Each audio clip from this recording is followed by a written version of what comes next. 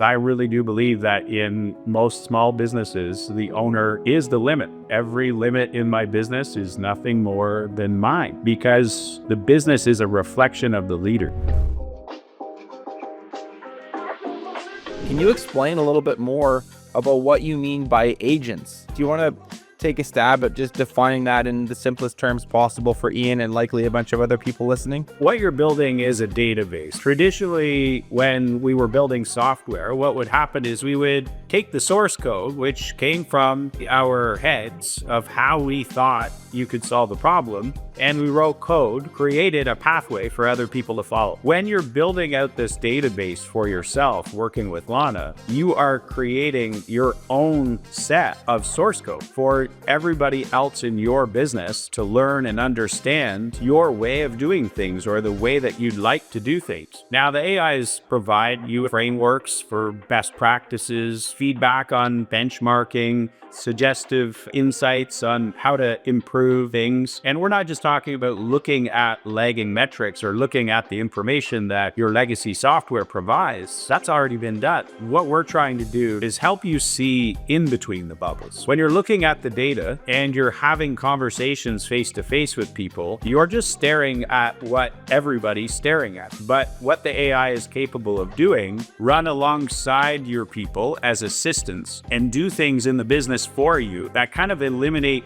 the mundane, like perhaps ordering materials or making sure that everybody actually did their inspections, or maybe even just running your meetings, having an agent run alongside your frontline crew leaders and run the daily meetings and make sure that every question that should be asked gets asked and that it gets answered to the extent that it should. By having an agent do something like that, what you're doing is you're creating a rhythm in your company. Now, if your meeting cadence becomes the operating rhythm in the business, we would inevitably start to get better and we'd be improving one day at a time. The best part about this is when the agents are listening in on these conversations, collecting information, you start to get new insights about your business. For example, when I look at LMN, I can see that Joe's crew is consistently getting their work done within estimated versus actual hours all year long. But then I could go and look at Bill's crew, and Bill's crew isn't for some reason. And if I go ask Bill what the problem is, I'll probably get the wrong answer. If I go spend a day with Bill's crew, I'll probably get a little bit better answer. But when I have an agent sit in on every meeting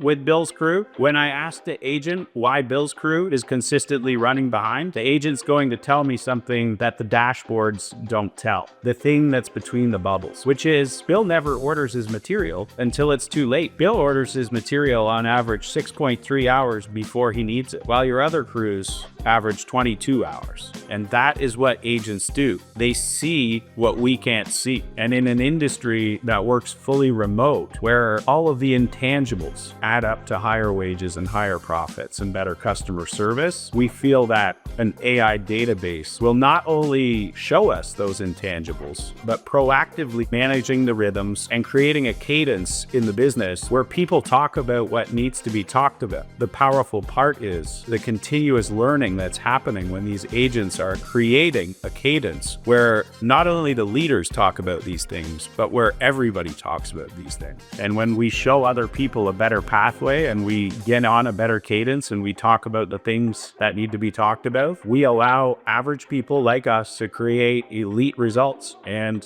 the sooner you start to watch what's between the bubbles, the sooner you get superhuman results. And that is what AI is going to do. It's going to make life easier, but it's going to make it more productive, and it's actually going to help people reach their true potential in the absence of the owner. Because I really do believe that in most small businesses, the owner is the limit. Every limit in my business is nothing more than mine, because the business is a reflection of the leader. And wherever the biggest problems are in the business, it's usually because the leader hasn't gotten out of the way yet. When I look back at every flow interruption, every major problem in the business, I can usually trace it back to myself. And the best part about having AI is you see the truth and you can't deny it.